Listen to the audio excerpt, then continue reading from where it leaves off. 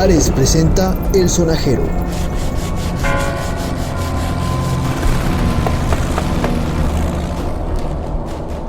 La tormenta se anticipa de lejos, comienzan a llover caudales y nuestros personajes ya se acercan a una carrera casi descubierta. Y con esto cada día se va acercando más la fecha en la que las colombianas y los colombianos acudiremos a las urnas a elegir quiénes nos representarán y gobernarán en los próximos 4 años. Pero antes de que esto ocurra, son varias las movidas y jugadas que marcarán este tiempo preelectoral. Y no podemos dejar de encontrar obstáculos en el camino. Muchas de estas estrategias con las que distintas fuerzas políticas intentarán hacerse con el poder se dan de forma irregular y antidemocrática. Muchos grupos, en su carrera hacia el trono, utilizarán la violencia para alcanzar sus objetivos de cara al 2022. En Colombia, la violencia se ha convertido en un instrumento de competencia electoral por parte de los clanes políticos para llegar al poder. Ya muchos empiezan a enfundar sus armas. Incluso, a pesar de que apenas ha iniciado el calendario electoral, ya algunos las han usado en contra de otros con tal de despejar su camino. Recordemos el lamentable saldo que dejaron las elecciones del 2019 con 230 víctimas y 177 hechos de violencia. Un mensaje claro de que la política no va con las armas. Bienvenidas y bienvenidos al tercer episodio de El Sonajero, el podcast político de la Fundación Paz y Reconciliación en coproducción con Justa Paz, en el que cada sábado yo, Laura Fajardo, y yo, Esteban Salazar, junto con expertos y analistas, les narraremos lo que se avecina de cara a las elecciones del 2022. Comencemos.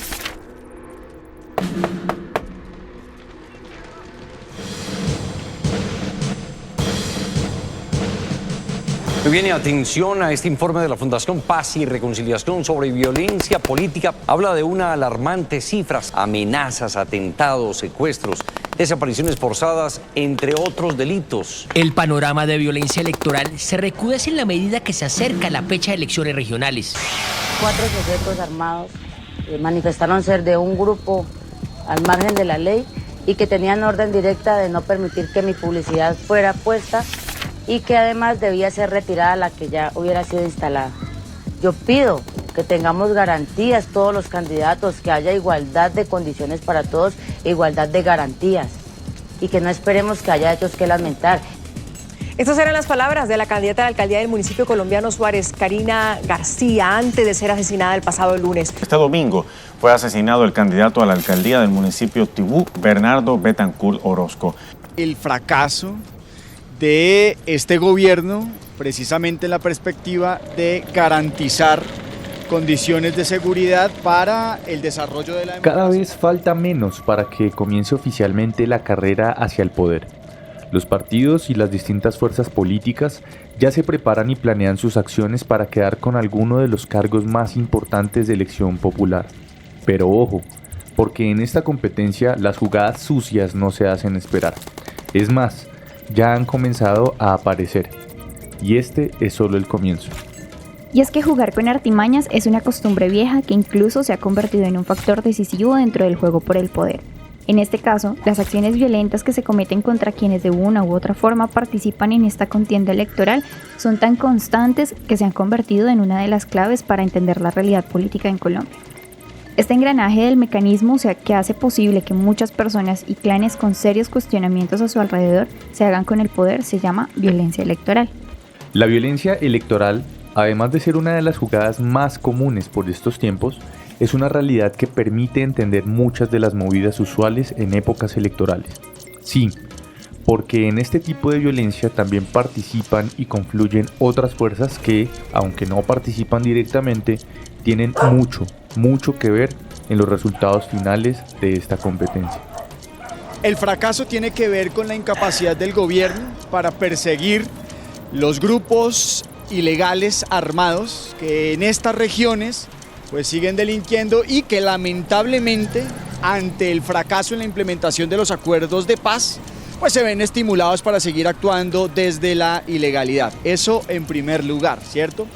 Y en segundo lugar, pues esto tiene que ver con el hecho de que la democracia se ve permanentemente amenazada o constantemente amenazada porque no hay confianza de los candidatos en relación con las instituciones que deben garantizar pues los derechos. Nos referimos a unos viejos conocidos. Por un lado, a los grupos armados ilegales y por otro, a las dinámicas políticas clientelares y corruptas. Incluso entre estas dos realidades hay una estrecha relación, y es que tener alguna de estas dos fuerzas garantiza, con un juego sucio, ventajas electorales. ¿Qué es lo que sucede con esta dinámica perversa? Por una parte, los políticos crean alianzas con grupos criminales ilegales para poder llegar al poder, y ambos se confabulan bajo dinámicas criminales para lograr este objetivo. A su vez, estos mismos grupos, en muchas ocasiones, son responsables de las victimizaciones contra miembros de partidos alternativos, funcionarios públicos, periodistas y denunciantes de corrupción. A partir de esta dinámica que se mantiene constante, los riesgos de la entrada de dineros ilegales o del uso de estructuras armadas ilegales para sacar provecho en las elecciones son una alarma que está encendida a lo largo de este periodo preelectoral y electoral. Sobre esto le preguntamos a Ariel Ávila, subdirector de la Fundación Paz y Reconciliación y autor del libro ¿Por qué los matan?, ¿quiénes están detrás de estos hechos de violencia política? Mire, Esteban, yo creo que en Colombia, ya lo hemos dicho muchas veces en la Fundación Paz y Reconciliación, la violencia es un mecanismo más de competencia política. Es como si tener plata o tener partidos políticos o tener infraestructura política. Y eso lo hemos visto en las últimas elecciones ha sido durísimo, lo que fue 2019, y esta vez no va a ser la excepción. Lo que teníamos antes era como una afiliación ideológica, donde grupos paramilitares podían asesinar miembros de partidos de izquierda, la guerrilla, pues lo que hizo con el Partido Liberal o Conservador. Lo que hemos notado en la actualidad son las siguientes dos dinámicas. Uno, la mayoría de los amenazas, homicidios, atentados son hechos por actores indeterminados, es decir, por sicarios. Es lo que nosotros hemos denominado un paramilitarismo sicarial, es decir, es todos esos residuos que dejó la guerra, que son sicarios, que contratan terceros, nunca nadie sabe quiénes son, y que son los que asesinan la gente que quiere participar en política, no solo electoral, sino que hace derechos de petición, hace control político. La otra dinámica es que en algunos casos sí hay actores identificados, pueden haber grupos residuales del paramilitarismo, incluso pueden haber disidencias, pueden haber ELN que están atentando, pero aún así ahí no es clara digámoslo así, la razón del hecho por la cual atentan con una estructura. Muchos creen además, como lo que pasó en 2019 en Cauca, que eso también fue pagado por terceros, pero pues eso nadie lo sabe. Lo cierto es que hoy tenemos una explosión de economías ilegales, lo cierto es que hoy tenemos más o menos unos 220 municipios con problemas delicados de seguridad, tenemos un país en crisis económica donde seguramente la plata del narcotráfico puede afectar de forma sustancial las campañas políticas. En el sonajero ya les hemos hablado sobre las formas que asumen las disputas por el poder entre clanes políticos a nivel regional. Pero en este capítulo les contaremos cómo ha funcionado la violencia electoral en las últimas jornadas electorales y cómo se ha convertido en una de las jugadas más peligrosas para la democracia del país. En el 2019, durante las pasadas y más recientes elecciones en las que se eligieron alcaldes y gobernadores, desde pares se analizó lo que ocurría en el transcurso de la competencia electoral. En aquel periodo se presentaron 177 hechos de violencia que dejaron 230 víctimas. Estos casos lamentables ocurrieron en 28 departamentos y 136 municipios. Además, quienes no jugaban en los partidos tradicionales fueron uno de los grupos más afectados, pues 3 de cada 10 víctimas de este tipo de violencia formaban parte de sectores de oposición al gobierno nacional.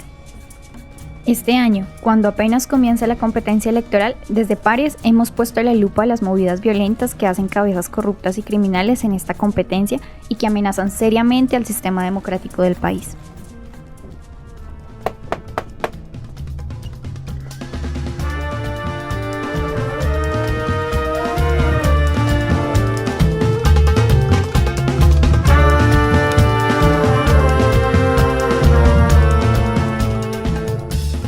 Las banderas en la carrera hacia el Congreso se levantaron desde el pasado 13 de marzo, cuando la Registraduría Nacional del Estado Civil dio inicio al calendario electoral de cara a los comicios parlamentarios que se realizarán el 13 de marzo de 2022. Según ese mismo calendario, el cierre de inscripciones para quienes quieran participar de esta competencia por grupos significativos de ciudadanos y movimientos sociales será el 13 de noviembre del 2021 y el último día para que se pongan las fichas en el tablero será el 13 de diciembre. Desde esa fecha se iniciará la propaganda publicitaria haciendo uso del espacio público. Pero a pesar de que será hasta diciembre que las fichas oficialmente pueden empezar a moverse, ya muchas fuerzas en disputa han comenzado a planear sus movimientos y han anunciado públicamente su intención de quedar vencedores, es decir, lograr un puesto en la Cámara de Representantes o en el Senado de la República. Siendo esto así, Laura, la violencia política no se ha hecho esperar. Entre el 13 de marzo y el 23 de agosto de este año, han sido varias las personas que ya se han visto afectadas por quienes a toda costa y a cualquier precio quieren seguir atornillándose en el poder. Persiguiendo este objetivo, han utilizado sus maquinarias y apoyos en territorio para impulsar sus respectivas aspiraciones. Y es que Esteban, en los últimos 5 meses, desde que el calendario empezó a marcar los días de esta contienda electoral hasta el pasado 23 de agosto, la Fundación Paz y Reconciliación ha logrado establecer que se han cometido 29 hechos violentos que han dejado un saldo de 36 víctimas. Estos casos han ocurrido en 15 departamentos del territorio nacional y se han concentrado en Antioquia y Magdalena con 5 víctimas por cada departamento, en Bogotá y Valle del Cauca con 4 víctimas y en Atlántico y Tolima con 3 víctimas más cada departamento. Y ojo, porque en la mayoría de estas regiones hay una particularidad, y es que son los clanes políticos los que mueven los hilos de la política regional. Asimismo, los otros departamentos con registros de personas victimizadas fueron Córdoba, Cesar y Putumayo, con 2 víctimas cada uno, y Bolívar, Caquetá, La Guajira, Meta, Santander y Sucre, con 1 víctima por cada departamento. Sobre esto le preguntamos a León Valencia, director de la Fundación Paz y Reconciliación, ¿por qué estas zonas han sido las de mayor riesgo en tiempos preelectorales y electorales? Esteban, ahí hay una novedad, hay una cosa importante. El común de la gente piensa, y también los analistas, que la violencia, digamos, política, toda la violencia política está ligada a conflicto armado, a enfrentamientos armados entre estructuras armadas y digamos candidatos, pero no, aquí lo que se ve es que es en zonas donde no existía o existía un nivel muy bajo de conflicto armado, y después de la firma del acuerdo de paz pues no hay una presencia importante de actores de este tipo. Entonces lo que vamos concluyendo nosotros es que hace parte de la disputa tradicional política entre clanes, y que los clanes políticos que dominan las regiones recurren también a la violencia y para dirimir las contiendas. Y eso es muy grave, de verdad que es muy grave. ¿Y se apoyan en quién? En Colombia hay una industria en este momento del sicariato. Es una industria grande de pequeños grupos. Mejor dicho, aquí la violencia lo que ha generado es una gran dispersión de pequeños actores armados o incluso individuos que por plata hacen mandados a clanes y a fuerzas que están en contienda política. Ahora, eso no es solo de ahora, digamos, eso no es solo de este momento. En el pasado, siempre cuando había moría o mataban o había un asesinato de un líder político, de una corporación pública, siempre se pensaba, en primer lugar, los que sospechaban cosas, decían, ¿y el segundo renglón? ¿Cómo está el segundo renglón? O el renglón que iba detrás, que iba a acceder, siempre era un sospechoso, y muchas veces acertaban en que la sospecha caía en el persona que era copartidario y que estaba en su misma lista, pero que quería acceder, digamos, a tener el puesto del que moría, de manera que esto es una cosa triste de la política colombiana. Esto lo que muestra es que, con o sin conflicto armado, la política colombiana está muy atravesada por las violencias y que las armas se han utilizado permanentemente como parte de la disputa política. Ahora bien, ustedes se preguntarán a qué hechos precisos apunta la violencia política en este panorama. Pues bien, como señalamos, en total se han registrado 29 casos, y de esos 23 han sido amenazas y 6 han sido homicidios. Estos hechos violentos se han concentrado contra las personas que significan un mayor riesgo para la hegemonía de quienes quieren dominar el juego por el poder. Los perfiles más victimizados son funcionarios públicos de elección popular, y dentro de este segmento, las personas más afectadas son los concejales, seguidos de los alcaldes, ediles, diputados y representantes a la Cámara. El siguiente perfil más victimizado es el de miembros de partidos políticos, y tras estos se encuentran los periodistas. Y es que las fichas más poderosas saben qué les conviene y qué no, y cualquier amenaza que encuentren para sus intereses la van sacando a como de lugar del tablero de juego. Pero atención, porque aquí hay una particularidad. Los sectores más victimizados han sido aquellos que, a nivel local y según el estatuto de la oposición, hacen parte de las coaliciones de gobierno. Esto significa que los partidos que se declararon en gobierno a nivel local son los que han tenido mayor tendencia a ser sujetos de hechos victimizantes. Esto coincide con partidos alternativos que, luego del cambio político en muchos municipios donde llegaron a gobernar, empiezan a ser amenazados por la violencia.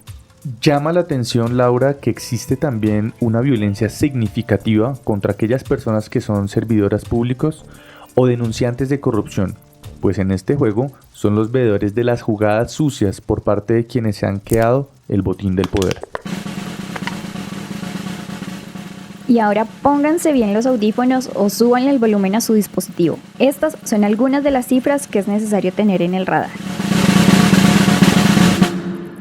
En cuanto a personas de los partidos de gobierno, se registraron 15 víctimas, que corresponde al 42% de los registros. En cuanto a personas de partidos de oposición, se registraron 10 víctimas, que es el 28%. Y en cuanto a personas de partidos independientes, se registraron 4 víctimas, que corresponde al 11%. Y finalmente, debido a que en el seguimiento se registran también funcionarios públicos y periodistas, y a ellos no es posible asignarles una coalición oficial, quedan entonces como 7 víctimas, que representan el 19% de las víctimas que no fue posible identificarlas dentro de una alineación partidista.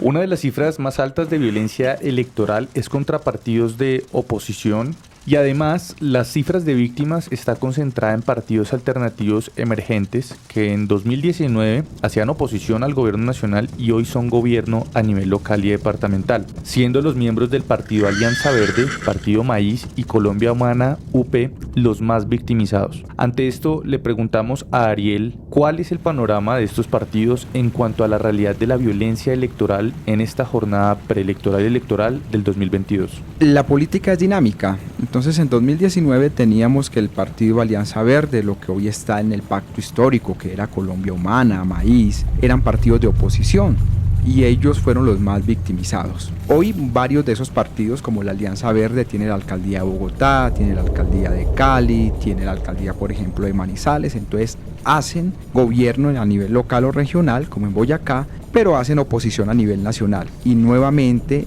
lo que uno encuentra es que estos partidos, sin importar si fueron oposición antes y ahora son gobierno, son los victimizados. ¿Esto qué quiere decir? Que el tema de fondo es la competencia política.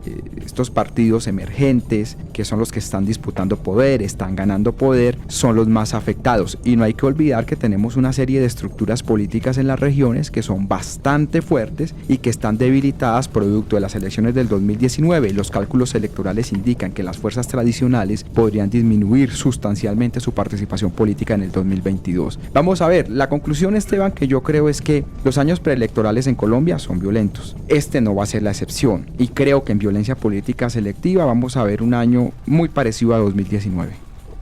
En este juego, los perpetradores de esta violencia política son tanto directos como indirectos, pues muchos de estos actúan bajo las órdenes de las fichas más fuertes, las cuales pretenden mantenerse como las máximas poseedoras de poder, y además es en este contexto en donde las otras fuerzas que actúan en este juego salen a la luz.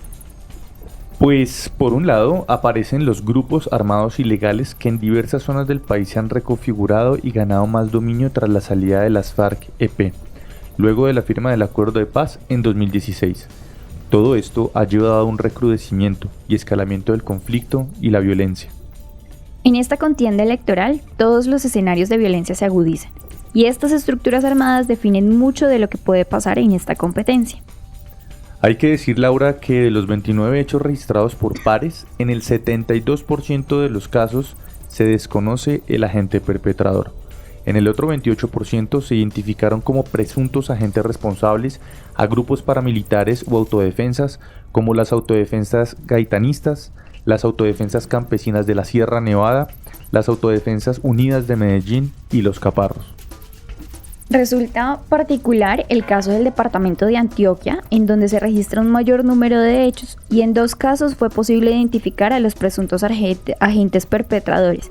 Las Autodefensas Unidas de Medellín, quienes amenazaron al alcalde de la capital departamental, y los caparros, a quienes se les señala de amenazar al alcalde de Tarazá tras denunciar reclutamiento forzado por parte de este mismo grupo. Esta organización se encuentra en constante disputa con el Clan del Golfo por el control del Bajo Cauca antioqueño. Adicionalmente, al igual que en 2019, nuevamente aparecen las Águilas Negras como presunto autor responsable de hechos de violencia electoral. Los panfletos, como forma de intimidación, fueron identificados en ciudades como Bogotá, Ibagué, Riohacha y Villavicencio, donde las Águilas Negras y las autodefensas gaitanistas amenazaron a políticos, activistas y periodistas. También se identificó un grupo desconocido denominado Las Panteras en el municipio de San Benito Abad, en Sucre, donde fue amenazado el alcalde municipal. Todo esto no solamente afecta a lo que sucede en el tablero de juego, donde muchos ya tienen apuestas hechas, pues también viene a tener efectos en la democracia del país, que históricamente ha sido golpeada fuertemente por estas dinámicas de violencia electoral. Además, tiene consecuencias en el actual panorama de violencia, pues estas acciones siguen enviando mensajes de miedo y zozobra a las comunidades que por años han vivido en conflicto. El temblor de la violencia política continúa serpenteando entre nosotras y nosotros. Por eso, desde el Sonajero, seguiremos haciendo seguimiento de estos hechos, mostrando cómo avanzan estas fichas hacia el Congreso y qué mecanismos usan y cuáles son los caminos que recorren, al igual que desenredando los hilos de la política electoral en Colombia. Este fue el tercer episodio de El Sonajero, el podcast político de la Fundación Paz y Reconciliación en coproducción con Justa Paz. Nos escuchamos el próximo sábado para seguir desenredando los hilos de la política y continuaremos entendiendo más de las movidas que son utilizadas en épocas preelectorales. En este episodio nos acompañarán León Valencia, director de Pares Colombia, y Ariel Ávila, autor del libro ¿Por qué los matan? Y subdirector de Pares. La música original es cortesía de Aldo Soler con el álbum Sensaciones bajo la lluvia del sello Ena Club. Encuentra información adicional de este podcast en pares.com.co y quédate sintonizado cada sábado a través de Spotify o tu plataforma de podcast favorita. Comparte este episodio y juega bien tus cartas. Aquí te lo contamos. Ahora tú decides. Hasta la próxima.